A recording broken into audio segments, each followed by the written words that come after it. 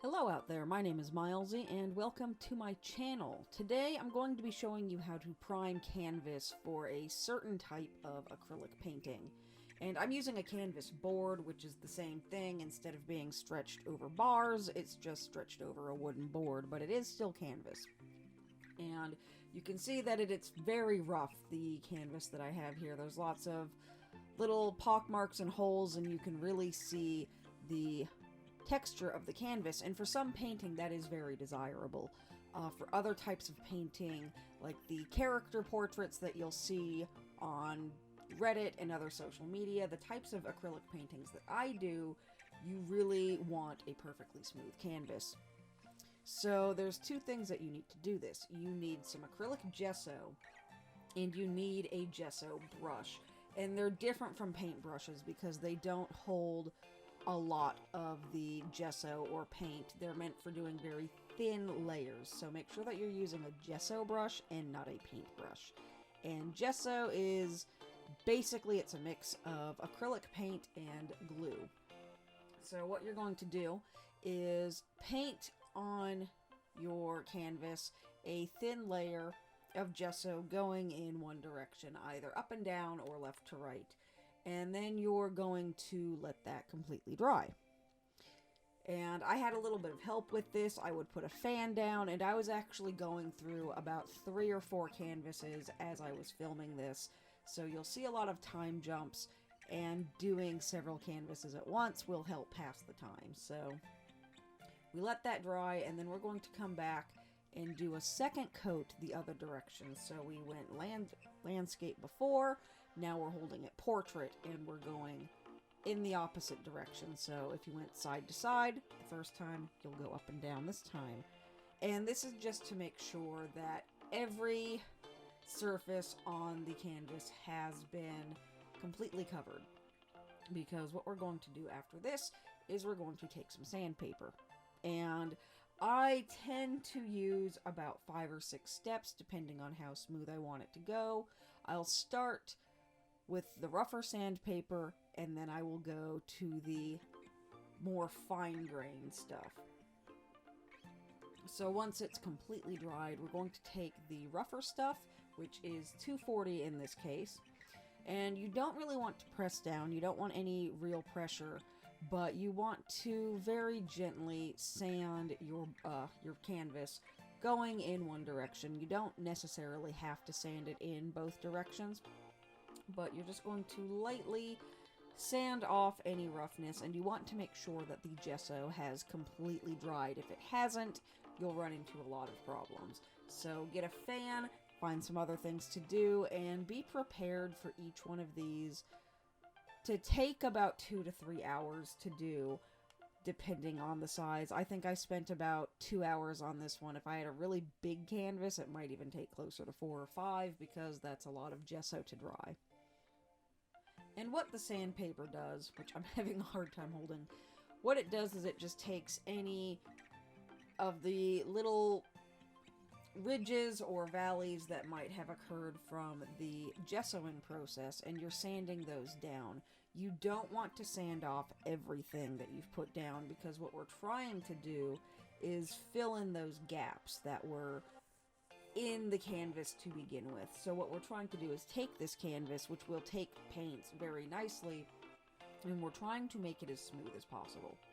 So once you've finished sanding all that down with your 240 sandpaper, we're going to get the brush out again, and we're going to re-gesso the canvas, doing the same thing that we did before, going in one direction, letting it dry, and then going in the other.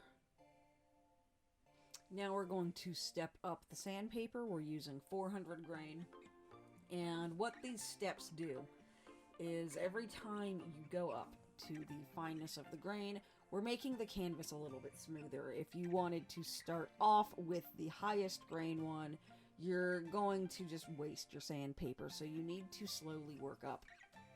And every time we lay down a couple of layers and then sand it off, the board gets a little bit more smooth, until eventually you'll get to a point where your paint, unless you're really glopping it on there, won't have any texture to it at all. So by getting rid of the inconsistencies in the gesso. We're making each layer go down more and more smoothly. And you can use this on board, you can use this on stretched canvas, it doesn't matter either way. I do it on both. The little tiny board pieces were just a lot easier to film. The sandpaper was not as easy to hold though. If you can get sandpaper that has a handle on it, that's probably going to be a little bit easier. Now what this won't do though is make it any easier for the canvas to hold on to something like watercolor, and it could make oils very difficult to use. For oils especially, you tend to really want something that has a lot of tooth. Effectively what we're doing is removing the tooth from the canvas. This is for a very particular style of acrylic painting. Even some different styles of acrylic won't necessarily like this, but for the painted portraits that I do, Kermit the Frog, Penny, things of that nature absolutely need a smooth surface to work on to get those really smooth, precise details.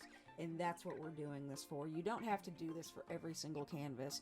I don't recommend doing this for every single canvas. This is why I don't prep all of my canvases in advance. I will just do a few as I need to do them.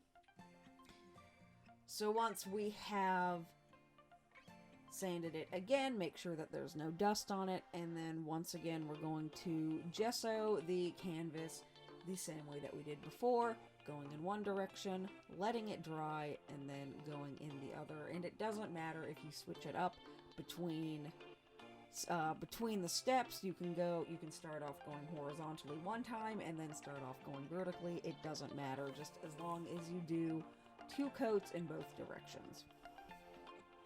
And now we've moved up to the 800 grit sandpaper, and the sandpaper grits that you choose don't have to be exactly the ones that I'm using. I will switch it up just depending on what I have available, but typically I like to go up at least by 200 each time, sometimes a little bit less, sometimes a little bit more, but I find that each 200 grain increase makes it very easy to do, and it cuts down a lot of the frustration. And now one thing you might start to see, because I didn't quite let it dry, is there was some wet gesso underneath.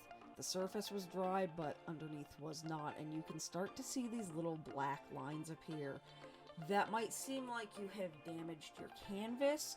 That is the sandpaper itself getting stuck in your gesso, and that's why you want to make really sure that it's dry. At this point, I had been trying to do this video for a while. This was actually my second attempt at filming it. The first one didn't film right, so I wound up being in kind of a big hurry and wasn't making sure that my gesso was as dry as it needed to be. So that is what you see there. That is what happens when you don't let it dry very well.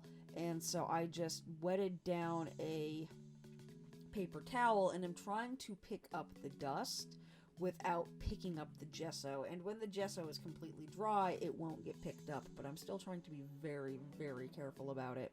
You can also paint over it, but then you've got all of this sandpaper dust stuck in your canvas, and that could cause problems later on. So I'm trying to pick up as much of it as possible without disturbing what I've already laid down, so that I have to start over again. And then once all that was taken care of, we went ahead and added another layer. We're going to keep stepping up until it feels as smooth as I want it to feel, which is about as smooth as a finished piece of wood was really what I was going for. I wanted these to be extra smooth and silky, so I did quite a few steps. You can do as many or as few steps as you like. Also, you probably want to wear a mask because you are sanding down a lot of dust and making a very big mess all over the place. So make sure you're using a surface that is okay to get a lot of paint on, because you're going to want the paint to go all the way, or the gesso to go all the way to the edges. And if you're using a stretched canvas, you'll probably want to do the edges as well. So make sure that you're taking your own precautions, wear a mask, put down paper, use a surface that's allowed to get messy. If the surface that you're using is finished, like the wood easel that I have, the gesso scraped right off, but that's not necessarily something you want to just assume will happen and risk. So make sure that you're prepared to lose whatever you put down. And now we've got the 1000 grit sandpaper, and again we're just going to do the same thing. Make sure that your gesso is actually dry before you put on each coat and before you start sanding, otherwise you'll get those nasty black streaks. And just the weight of your hand is all you need. You don't want to apply any pressure at all, which is why I have a hard time holding on to it, because I'm not really pressing down at all. It's just the weight of my hand, and then the motion back and forth from doing the sanding is all you need, because we're not trying to sand the gesso off. We're not taking anything off. We just want to get rid of any little bumps or imperfections that happen from laying down several layers of it. And the reason we lay down several layers in between sanding is to make sure that we don't take off anything that we wanted. We're trying to build layers up on the canvas and make them as smooth as possible. And if you were to lay down multiple layers of gesso, 6, 7, 8, and then try to sand, you'd have a much harder time, which is why we want to do about 2 and then sand each time in between. So what I'm doing is I'm just feeling to make sure I don't feel any bumps or ridges, and I also like to check the edges to make sure that they get sanded down as well, because a lot of extra gloopy gesso will accumulate on the edges and on the corners, so I make a constant effort to keep checking those as well. And then once we have sanded that, we're adding another 2 layers of gesso, and we're going to let those dry and then come back, and eventually you'll be able to get to a point where you don't have to keep adding. You can stop at a point where it's as smooth as you want it to be. You don't have to keep going all the way up. You can do even more steps if you want it even more smooth. And one of the things that can make it really tough to see if it's dry is a lot of times the gesso will feel very cool to the touch. So it might feel like it's dry, but it's a little bit wet, or you might still think it's a little bit wet, but it's just really cold. So you have to be very careful when you're putting your gesso down. And then for the second time, I went back for the 1000 grit sandpaper. I thought about going up, but this felt about where I wanted it to be. So in this case, we're just doing one more layer and sanding that down just to make sure we got out any imperfections. The canvas is now this really nice, bright, intense white, and it will be perfect for painting a character portrait or similar on. And when you're doing this on a stretched canvas, you want to be especially careful with the weight that you press down. Again, you really don't want any pressure, but when you're doing this with a stretched canvas, you can risk pressing a little bit too hard and putting some extra strain on your canvas that you may not necessarily want to do. If you have a canvas that has been overly stretched or had something leaning on it, this is also a way that you can fix the canvas, because you will be making it a lot stiffer and a lot thicker by doing this, because you'll be building up layers and layers and layers of gesso. And then if you're doing that to repair a canvas, but you don't necessarily want it this silky smooth, you can do a final layer of gesso and then go back to one of the rougher sandpapers and give it some more tooth again. That way you can use your canvas for your oils, but save a canvas that might not necessarily have been able to be used. And now when we take a look at it here, it doesn't even want to focus. You can see that all of that canvas texture has gone. There's still a few little light scratch marks in there, but they weren't so bad that I didn't want that. I wanted to keep going. You can, though, completely get rid of those just by doing layer after layer after layer. It gets very tedious, but you can do it. But hopefully, if you're trying to get into acrylic painting, you found this very helpful. Thank you for liking, commenting, subscribing, all that fun stuff. And I will see you guys next time. Bye!